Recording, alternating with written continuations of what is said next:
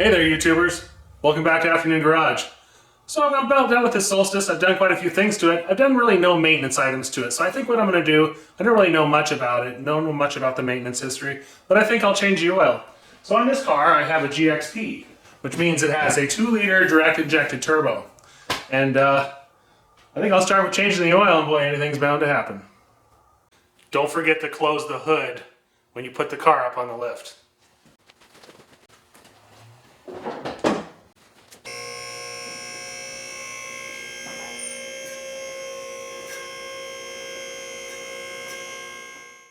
So I can tell you 3 reasons why I would want to change my own oil. First of all, I have a lift.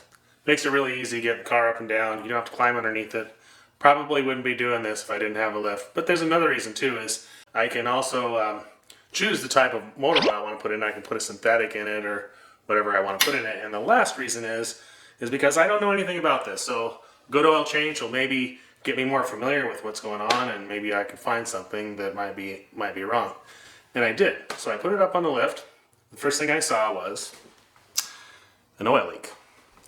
The oil leak looks like it's coming from the drain plug. I can't really see much of anything around. It's going to kind of seeping out around the oiled pan or anything like that. It may just be an overfill condition from the top. And what I can see at the moment, I'm going to change the drain plug. Typically when I change oil for the first time on vehicles, I'll install one of these things.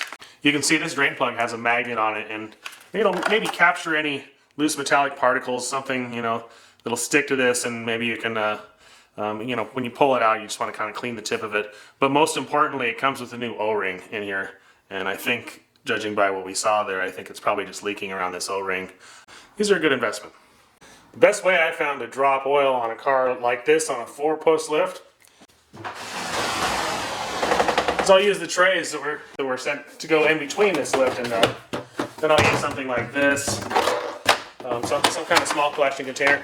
This thing is, I believe it's 15 quarts, so you can probably do 2 oil changes before you dump it. It's got wheels on it. There's a lot of different versions of this out there. This is the one I found that's most effective.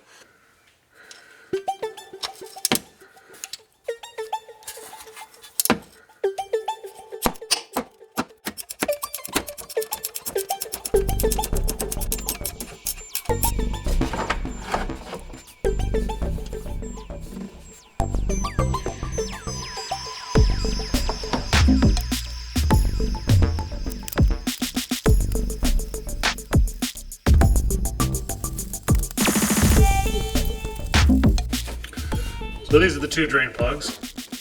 You can see this is the new one, and the gasket not all scrunched down. This is the factory one here. So yeah, they're a little different. The heads are a little bit different, so you just have to remember, you get down here with a 13mm wrench and take that off.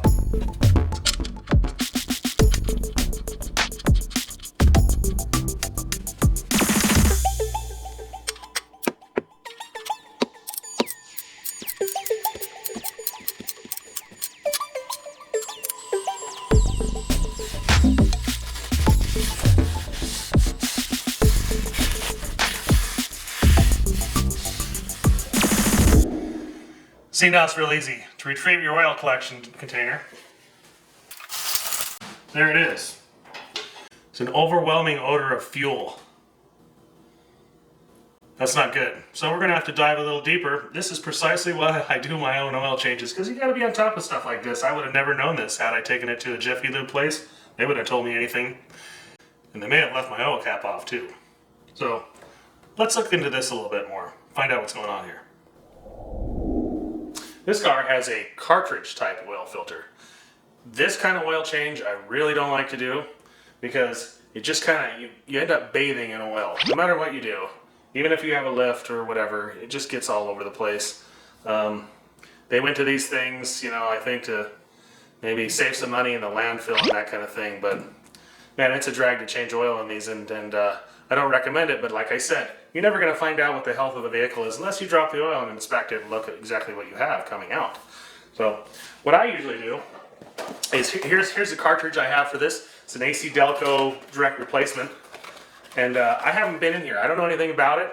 What I do know about these cartridge filters is that they have O-rings that have to be replaced. Typically there's 2 or 3 of them. This one right here, this particular part number, comes with a cap on it. So usually this is all you'll get for, I don't know, $12, $15 for some reason. And you know, this one looks like it has just 2 O-rings. It has an O-ring on the bottom and an O-ring on the top. Now if you purchase it like this, under this part number, you get the whole cap.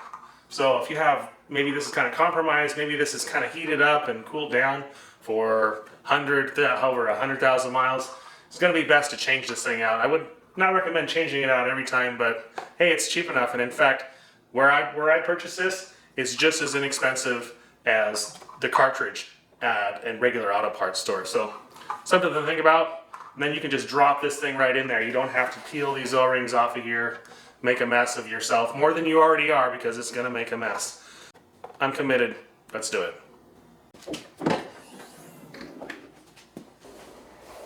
Okay, to get this off, you just pull up on it. It's got rubber grommets. You can see we got a lot of garbage down in there. We'll remove that first. Filter's right down inside of there. So let's clean this up a little bit, keep this stuff from dropping into there.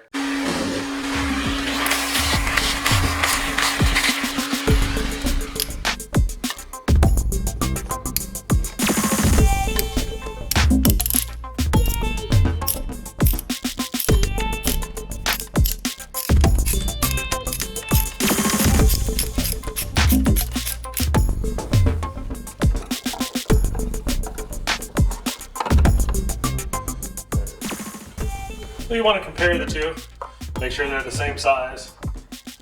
And another thing is make sure that the O-rings aren't down inside of there and you've got them both. Get these pre-lubricated just a little bit before you put it in.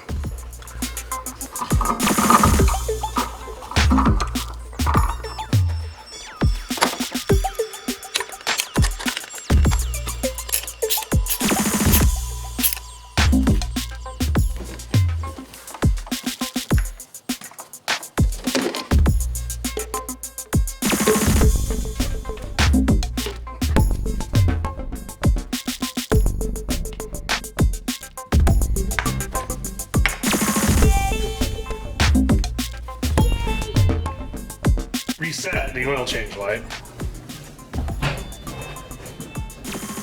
So to do that, turn the key on.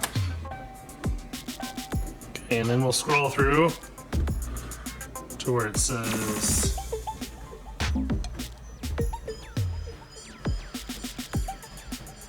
life 94%. Must have just had an oil change before I did all this work. And then press and hold down these two. It says oil life reset, and then hit that. It says acknowledged, and you're back at 100%.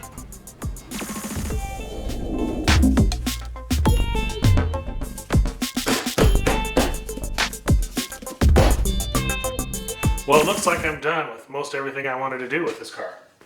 Did all kinds of different things, some safety items and some repair items. About time to move it off the lift and get it out there and drive it.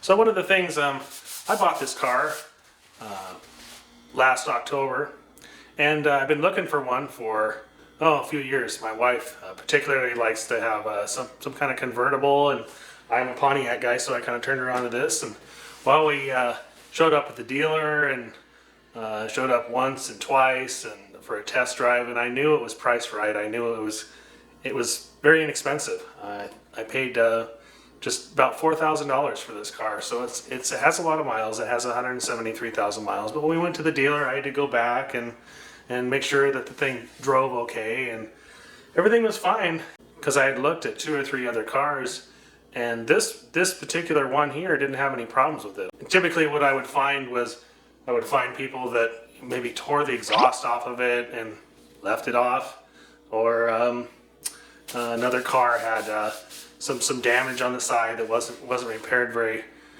correctly. I think one thing that I'm really kind of concerned about when I buy a car is, I think I've said this before, but just make sure that it hasn't really been messed with too much. Because some people get in and they change things and they start taking things off, like, intakes and exhaust, changing things around in the car that really kind of affects the drivability. There are teams of engineers that get together and they spend thousands of hours to try to make the car as quiet as possible, as reliable as possible. And I think when you start messing with that kind of stuff, especially when you start messing with the tune of the engine, you know, there's baffles that are there that people take off and they put this intake, aftermarket intake. I get it, you're gonna get 2, 5, 4 horsepower. You got it, you got that over this car. If I really wanted something with a lot more power, I'd probably drop this out and put an LS in it. And that's just not what I'm gonna do with this car. So what I plan to do with this car is plan to keep it and kind of just drive the wheels off of it. I wanted something nice, and I got something up here, so I can do just those repairs that I did and make it a really nice car. I think it's time to return to the rightful owner. And are you drinking a beer? I got it. Okay, so looks like he's ready to go. So if you like this kind of content, please subscribe. And remember, you can do all things.